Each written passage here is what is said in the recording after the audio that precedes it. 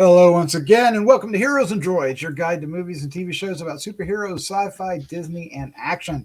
From Marvel to DC, from Star Wars to Star Trek, from James Bond to the Fast and the Furious, we review theatrical films and streaming delights you care about most. And the one show we have learned on HBOMax that people care about most is indeed Peacemaker. Congratulations for having the most watched hour of HBO Max, the original content for HBO Max. So congratulations. Episode 8, the finale of the season came, and we also learned we're getting a season 2.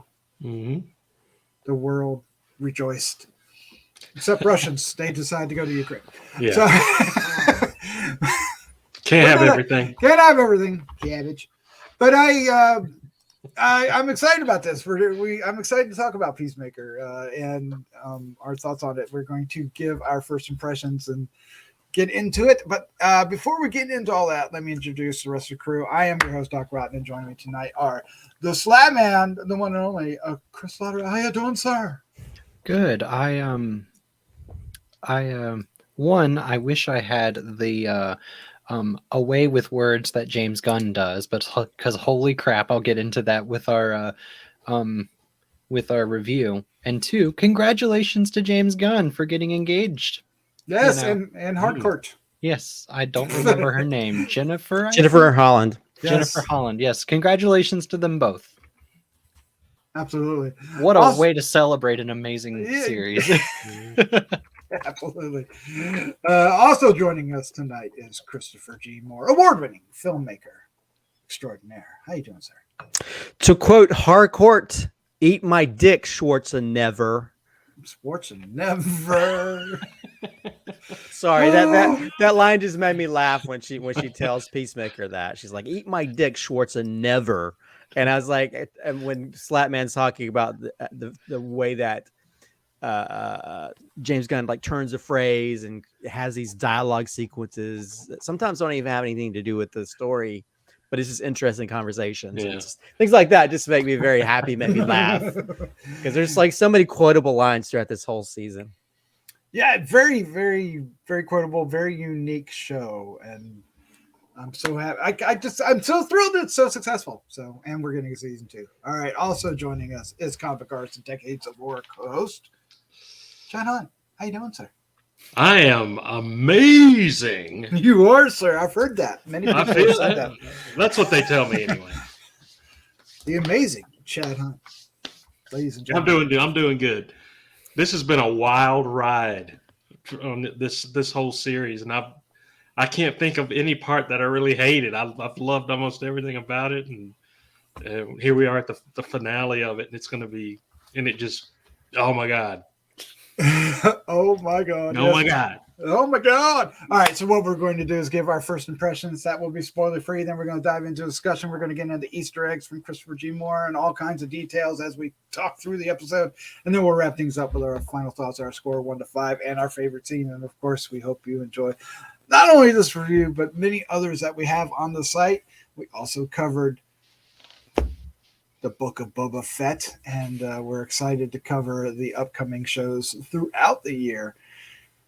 I saw an interesting cosplay. Someone mixed Boba Fett with the Book of Mormon. Oh my god. The Book of Mormon Fett. And had him with the Mormon outfit with the Boba Fett helmet, and had a book that was the Book of Boba.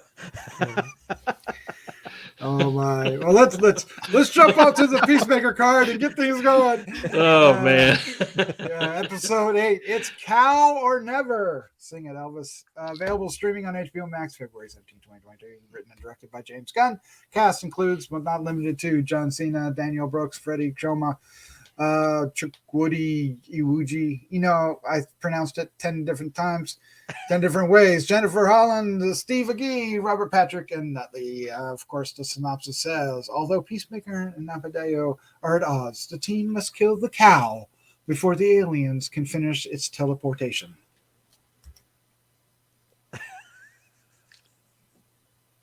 Let that sink in. Let that sink in. I know that feels Absorb like that in. it feels like the synopsis from a Nickelodeon sci-fi show. It does. They must kill the cow. But at the same time, it's accurate. leaps and bounds better than Lucasfilms. Well, that's true. Well, yeah, or Book of Boba especially. the Book of Boba. All right, let's get into this. Slatman, what is your first impression of the finale of Peacemaker? Holy cow. Unintended. What a finale. There were moments where I was laughing. There were moments where I was crying. There were moments where I was cheering. There were moments where I was laughing and crying at the same time. And there were moments where my jaw was literally like open and dropped, and I'm just this show started off good and just became great into amazing, into fantastic, into the bar we need to set for superhero shows. Ooh, this is the bar we need to set. I like that. I like that a lot. I think that's a pretty yeah. Put it on a t-shirt. Oh my god. Put it on your website. I feel attacked. Chad Unser, what is your first impression of Peacemaker episode 8? My first impression is this is exactly how I was hoping this show would end, and to find out we got a second season is the best news ever. Like I said earlier, this has just been a crazy ride, and all the things get sort of tied up at the end, sort of. There's still a couple of questions we'll get into in spoilers, I guess, but I was so happy with the way the series ended, and there's certain things in there that we can't talk about right now, but are so awesome. Mm-hmm. But the ending was awesome. Everything was awesome about it. So yeah, I'm like waiting to talk about it. I can't wait to talk about it. And they did some stick truths to the character in the comic, right? Yeah, they sure did. Well, we knew that was coming, didn't we? Yeah. We knew that, right? Yeah. Can't get away without doing it. Peacemaker episode 8. What was your first impression, Christopher?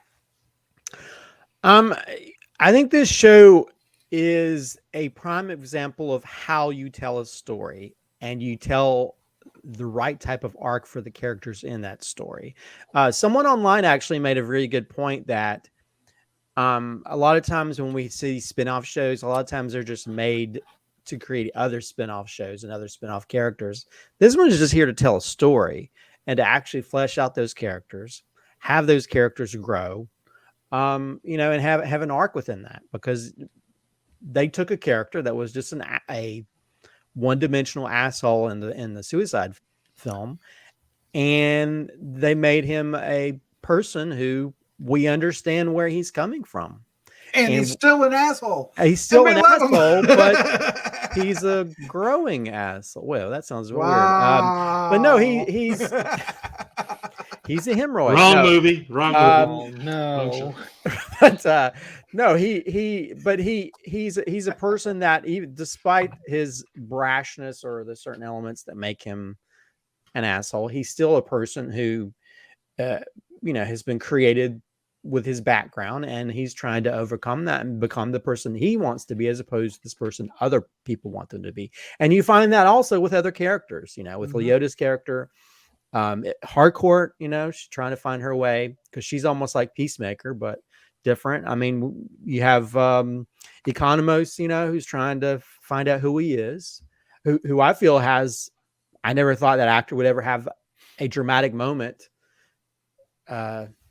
involving facial hair. So I know. I never thought anything would come of that, and I got emotional just watching that. He felt really bad. So there's so many great things about this show, and the show does not shy away from. The show has always been very shocking, whether it's sexual content, showing a vagina on an iPad, or in this episode, the violence. I mean, there's heads being lopped off and arms, and it still has that element of humor with these conversations people have, these random conversations that I think other screenwriters would just like, let's just keep it tight. Let's only keep it about the characters, only keep it about this. But you have the, things, all kinds of different conversations about ants and fish and other things, or sarcasm, or there's like so many different weird conversations they have that don't really progress a story, but it involves these characters, and you can understand why they're, kind of going at each other about these certain issues, and then I know about you guys, and I'm not going to say, but there's a thing that happens in the end. I was like, whoa, I was not expecting that. But there is a Chekhov's gun moment at the very beginning of the episode that kind of foretells that. So, but yeah, I thought this show has been amazing. It's great storytelling.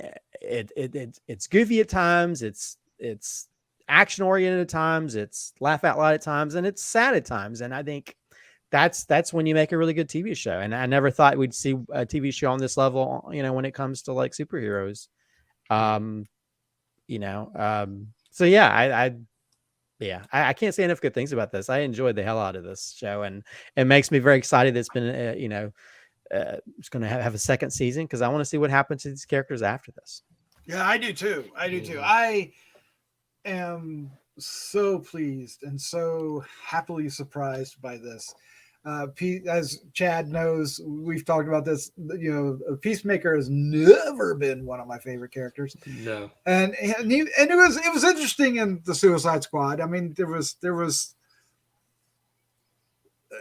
something there, but it wasn't to this level. They took a character that could have just been done then, and nobody would have given a crap, right? And they actually improved on him in here. And now he's a well-rounded character. We understand his motives. We understand what makes him tick. We understand the values he has and the conflicts he has.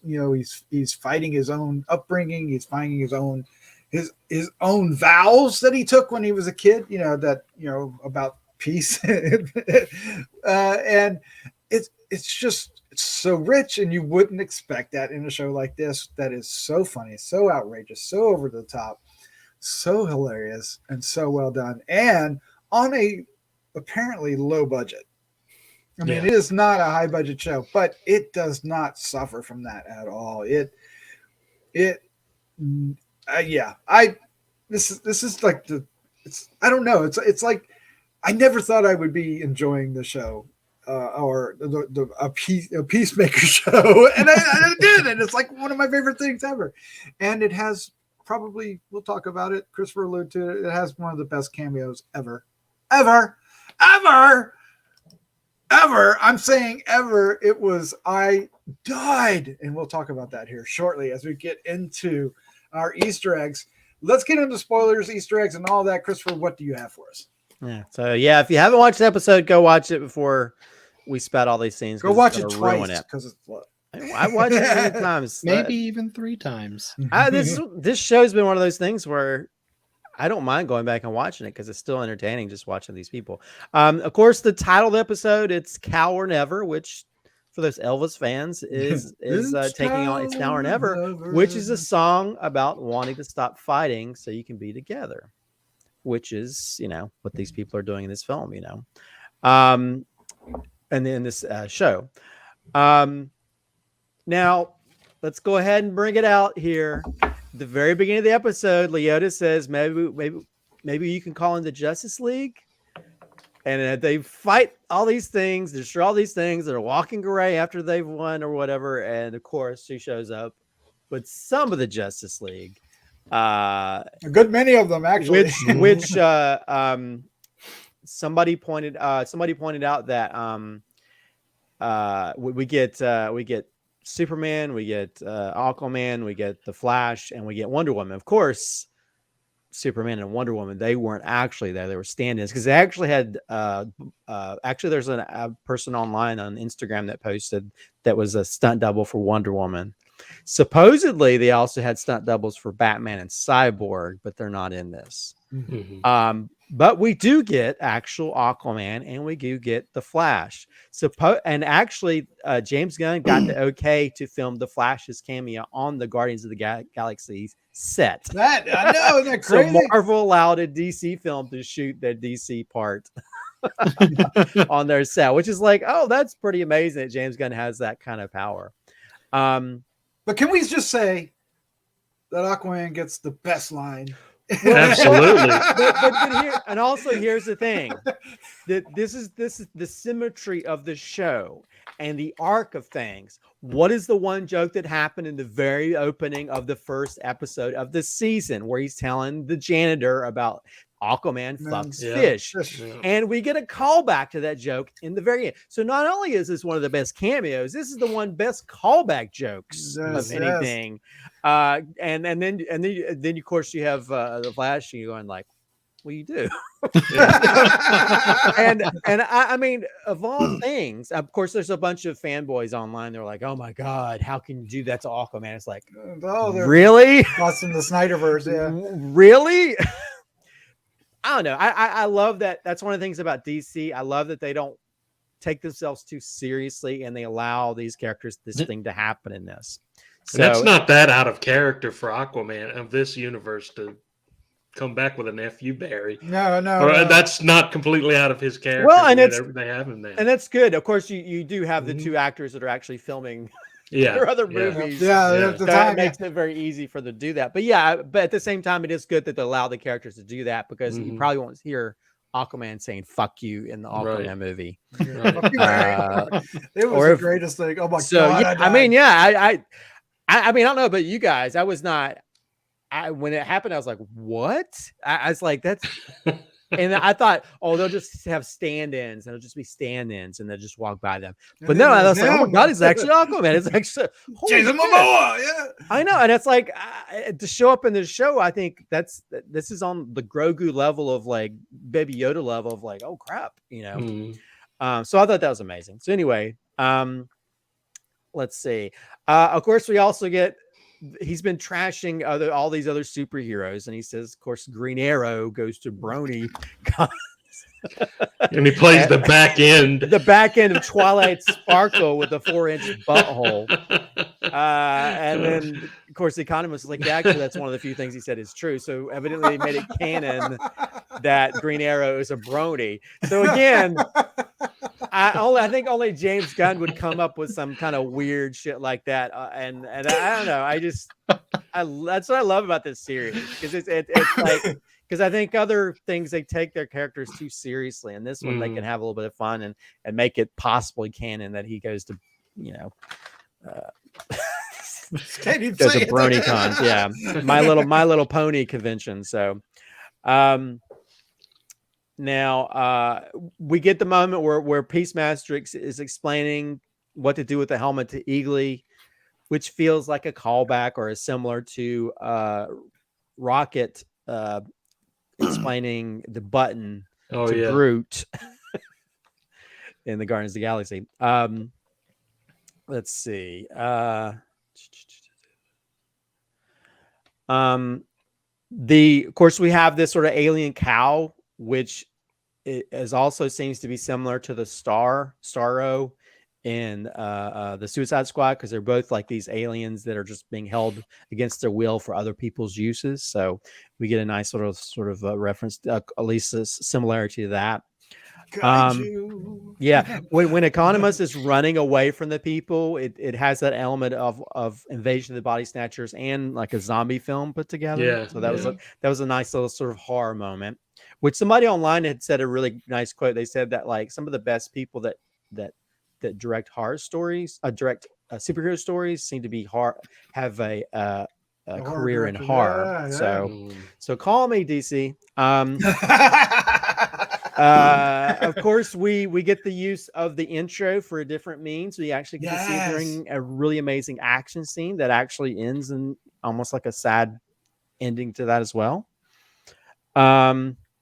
The scene where Harcourt says "copy mom," she improvised the mom line in that, which I learned from the watch party on Twitter that James Gunn had.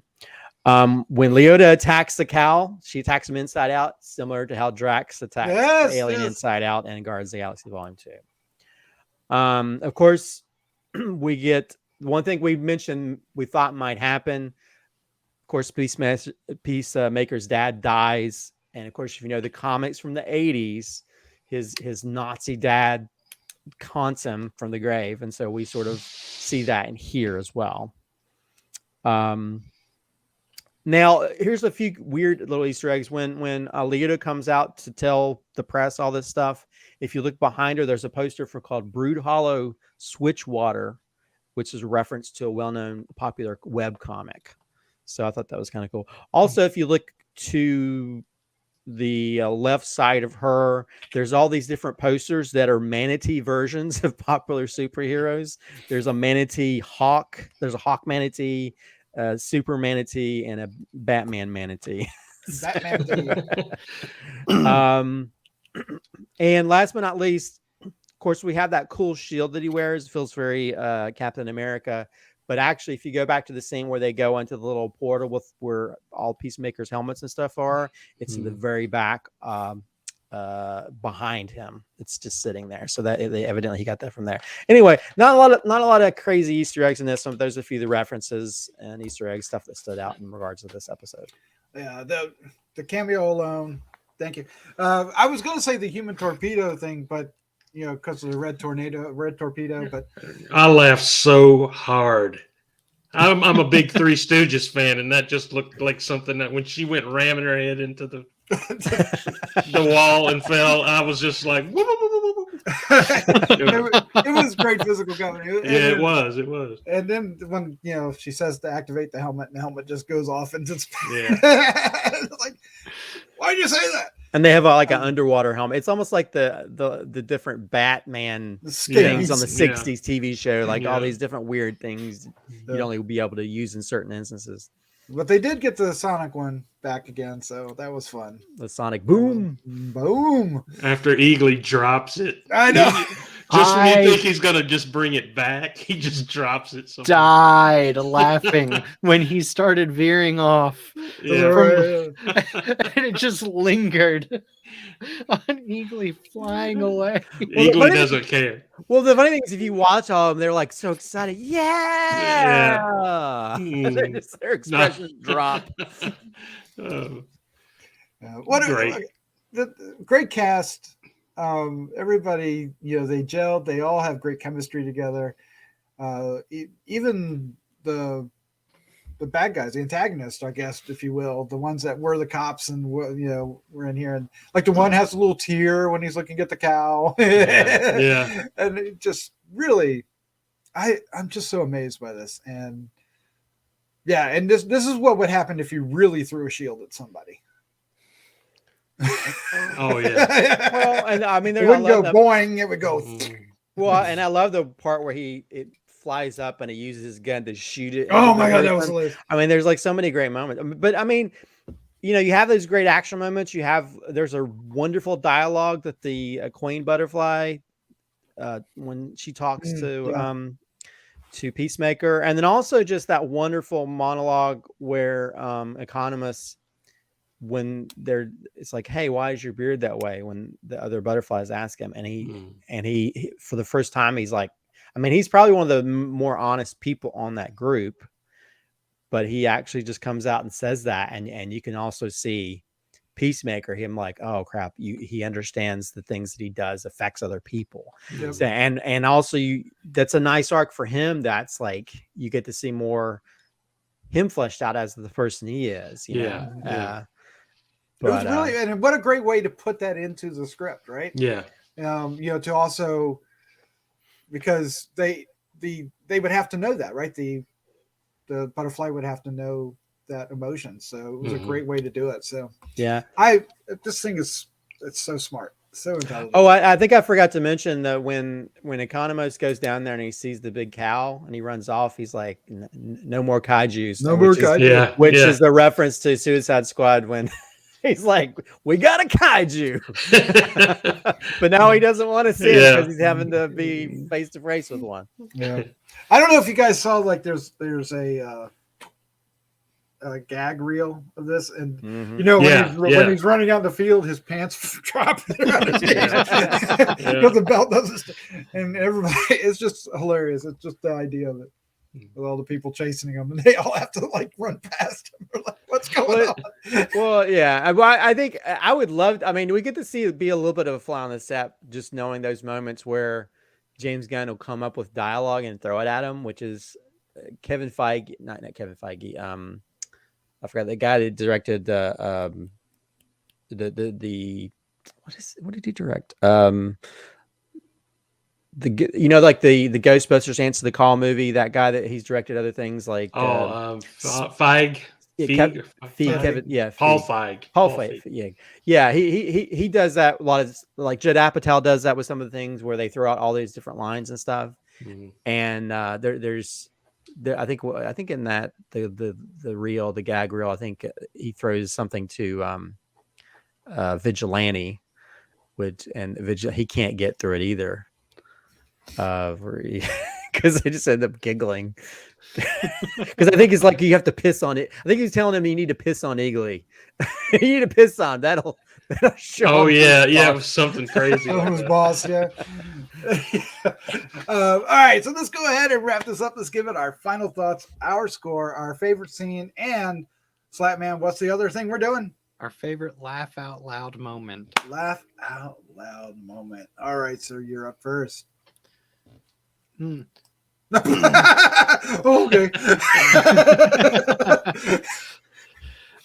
So right off the bat, this is a 5. And I think if I'm reading the room right, it's going to be 5s all around. I think you might be reading the room right. Yeah. I said it earlier. This is the bar. This is the bar for superhero shows now.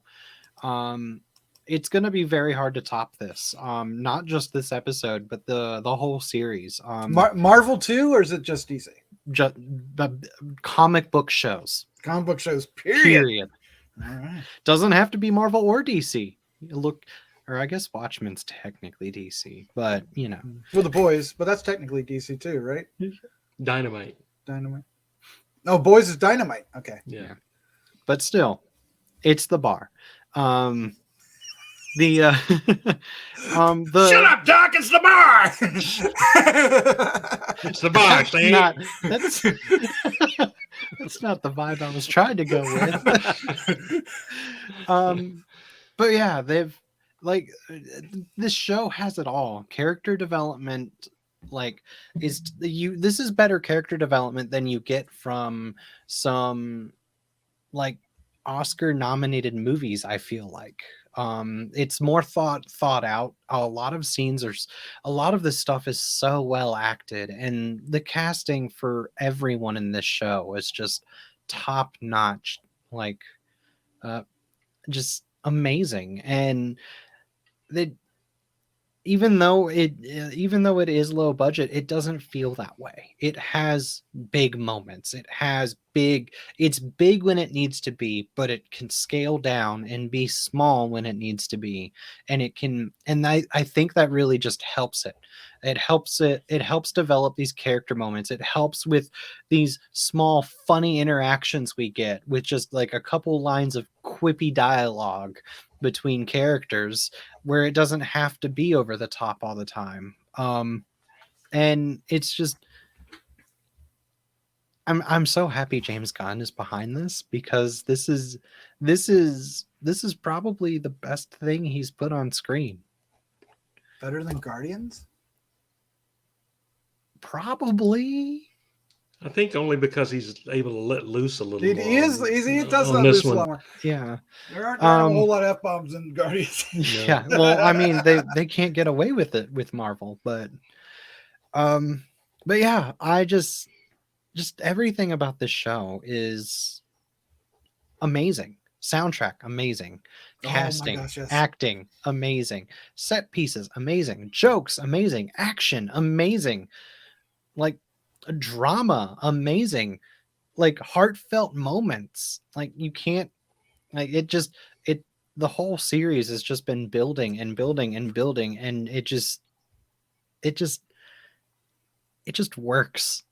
It just works so well. My favorite scene, I've got a list of like 3 or 4 of them written down in my document for this episode. Nice. And it's really hard to pick one. So I think I'm going to pick one that I don't think y'all are going to pick.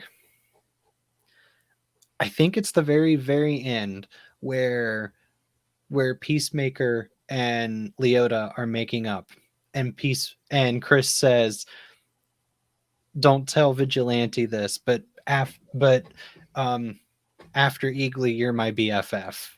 Yeah. That She gets choked up. Yeah. Yeah, that was so well acted and such a great arc for these characters and so well done. And again, one of those smaller scale moments. And it worked. But my favorite laugh out loud moment, it's a tie between the Green Arrow joke and Eagly just taking the Sonic Boom helmet and just completely missing the mark and going off into the woods and dropping it. That's perfect. Yeah. All right, Chad Hunt, sir. The spotlight is on you. 5. So Chris was right. Where would I start? Yeah, if you haven't watched this and you're listening to us gush over it for the last few of these episodes, yeah, you gotta watch it. It goes to show how you can take the most mundane Z-list character, and if you characterize them well and give them heart, give them soul, they become interesting, especially I think in movies and TV.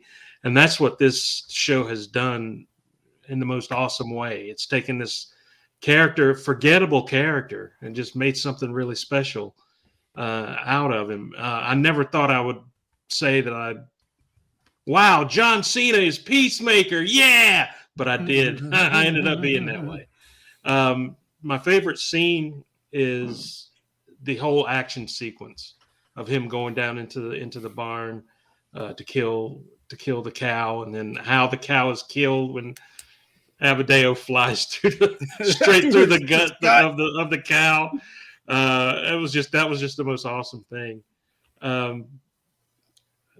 The laugh out moment I had was when they were doing the fart noises when Adebayo was trying to explain why she did what she did, and Vigilante and him were just like, for minutes, they just start giving her raspberries every time she turned around.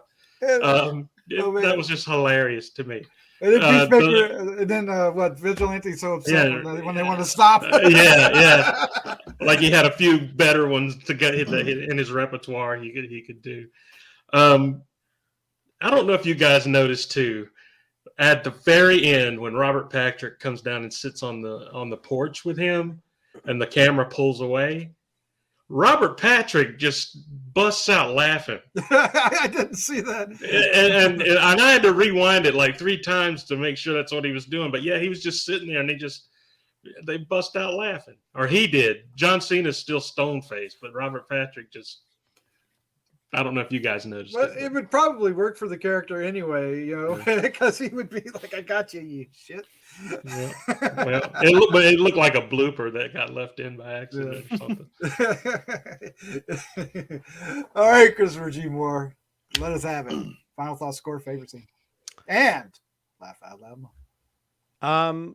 Yeah, this finale gets a 5 out of 5 for me. I mean, this whole season is pretty much a 5 out of 5. I would feel like this is how you write a story. This is how you tell a story with interesting characters, and you can see that James Gunn is having fun. And also, one of the things we didn't mention, I think this is probably one of the most. This is on the level of the scene from Silence of the Lambs with the use of editing and tricking your perception on what's about to happen. Because there's a moment where Peacemaker is saved when he's pulled out of the rubble. And yes, the way it's edited tricks you, and it reminds me of there's a scene in Silence of the Lambs where The You door. know, opening they the think door. they found Buffalo Bill, and they they do this linear yeah. editing, Mhm. and the linear editing thing, and then your perceptions are changed by the end of it. And I thought that's brilliant Mhm. because I was not expecting that, and I think if you can use editing to create that moment, you've created something special. Mhm. So to have great editing, to have wonderful characters, great dialogue, some really fun action scenes, you know, a lot of funny quotable lines. This whole season's been just yeah, it's just Yeah. been a fun ride from beginning to end. And I'm glad it's not going to end, because I want to see more of this. And evidently James Gunn's had so much fun with this series and stuff, to the point he asked his a longtime girlfriend to marry him. So he must be fun, because she's coming back for next season. As for favorite scene, I'm probably going to go for the obvious, when the Justice League shows up. Because I was like so shocked. I was like, because you think about these series that are sort of like, you feel like it's like the stepbrother of the main character or something. You know what I mean? You don't expect them to have like, you expect them to make references and make jokes about it, but you don't actually expect any of the characters to show up on it. So this is one of those moments. It's almost like, I feel like the Peacemaker is almost like the Deadpool of this universe, to where he says all these things you don't normally hear superhero characters say. Yeah, and then like made him that, and then like you have like the X-Men will show up in a little scene or something, because they don't have the budget, you know, to bring these big people in. But I was like, wow, that's just killing it. And the line he gave them when they showed up. Yeah. It's like, you're too late, assholes. You're too late, dipshits. Who calls the Justice League dipshits? Well, I mean, Peacemaker. He just killed awesome. a big. Yeah, you weren't here to kill the big space cow, but we were. So yeah, that's probably my favorite scene. Even though there's a lot of different scenes. I'll say. Let me say this: my favorite dramatic scene is Economos. Very nice. Yeah. Scene. As for laugh out loud moment, I probably would say the Brony thing. But I'll just say it's also my favorite scene. I'll say when he says "stop fucking fish" to Aquaman, and then Aquaman is like, push people to stop saying "I'm fucking fish." He's like, "But you do." I was like, and so I was like, wow. I think it was both funny, and I was shocked that they had these characters say that. Now you got to go watch Aquaman in his new movie and not think about it. Well, I don't know. I'm sort of banning myself saying it because I hate Amber Heard, but I feel you.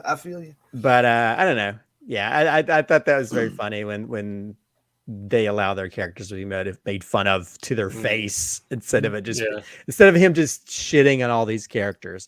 And it kind of makes me hope like next season they'll have like Henry Cavill or some of these other people just show up in cameos as these characters. I would love to see that. It's Gal Gadot. That would be so good. Picking them in the nuts or something. I mean, I don't know. They could do a lot of fun stuff. I mean, because I think just the wow factor of that shocking cameo, I think makes you think, oh, what other things can he do in this? So, but yeah, that's probably one of my favorite scenes that made me laugh out loud. Well, I'm gonna give it a 5. Surprise! Congratulations, bravo. And James Gunn is going to write and direct the entire second season himself. So wow, I'm happy about that. Not that the other directors did a bad job, because they did a great job, but I just like his conviction to it, that he enjoys this so much, and so does John Cena. John Cena actually wears this silly costume on it when he goes on interview tours and stuff. It's hilarious. So you can tell that it's fun and not a job, right? And that energy seeps into the show. It has heart and soul. It really has heart and soul. Yeah, and it's there. It's palpable, and you feel it, and you watch it, and you're laughing. And I had a great time. I absolutely loved this 5. My favorite scene. Well, you guys took my favorite scene, so I'm going to have to come up with another one. And I guess it's going to be that fight scene. When Adebayo goes out there and just proves how she can kick ass, and she just like bam, bam, Being bam. John Wick. Yeah, and then Economos breaks his leg falling over a. Yeah, he keeps You gotta saying, be kidding me! yeah, he's like, you're gonna hurt yourself. Yeah, He he falls trips. over and breaks his shin. It's like, Oh yeah, so poor guy. I just like that she embraced that, and of course, her, calling everybody out at the end. I like that too. I mean, but there's tons of great scenes in this, and my favorite laugh out loud moment. I'm going to have to choose 2, but because it's already been done, but it's specifically 3 words. Fuck you, Barry.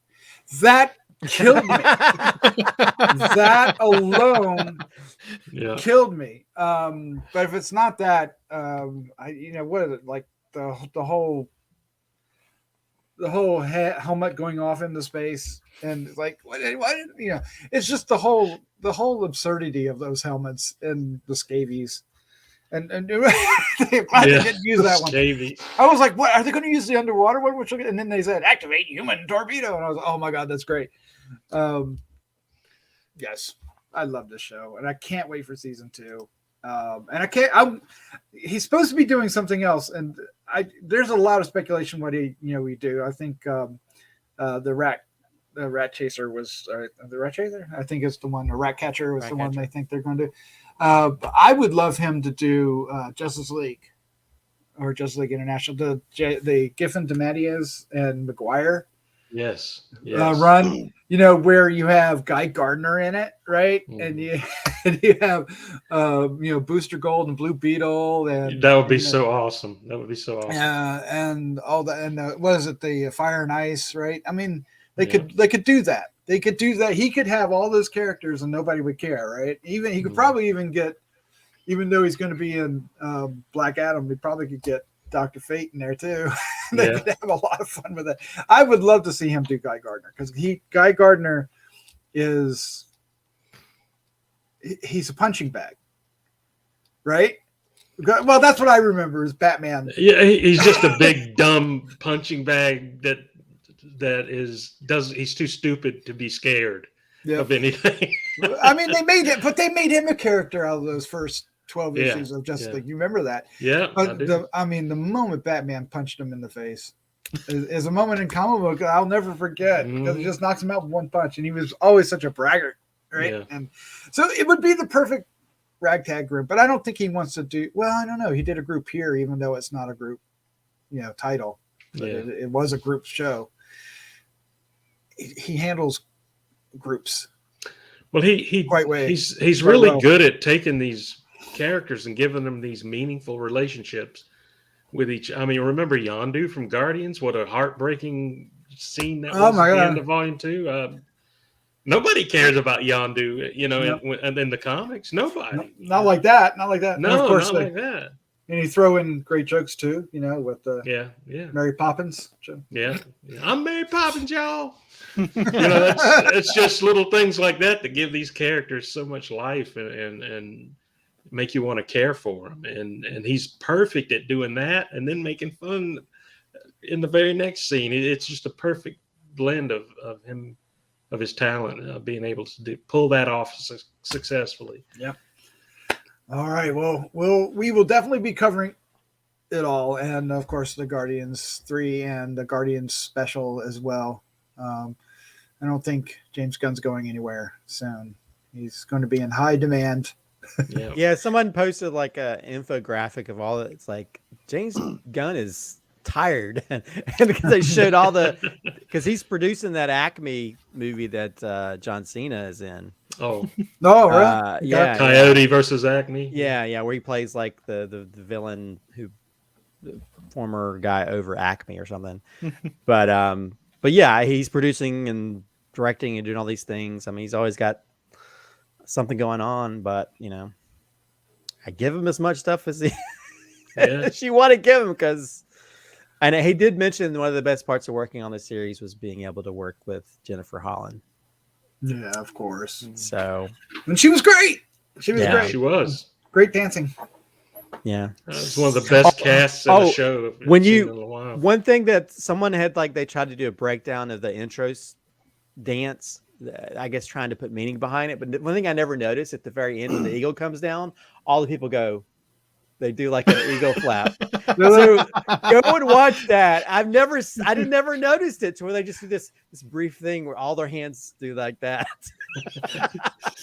I was like, now I have to go watch it again because Oh, man. you can never miss the intro. Yes. And Steel Panther at the beginning. Who knew? All right, guys.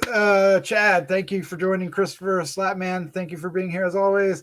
Thank I you. hope, Chad, you'll stick with us as we continue down this treacherous path of sci-fi and action and Disney and all that craziness. Absolutely. I'm like James Gunn. I'm not going anywhere. I think there's a bat and a cat in your future. Oh no. Yeah. All right. Won't be the first time. No. But thank you all for being here. Thank you so much. It's Thank you. always fun. Let's say goodnight. Good night. Good night. Good night.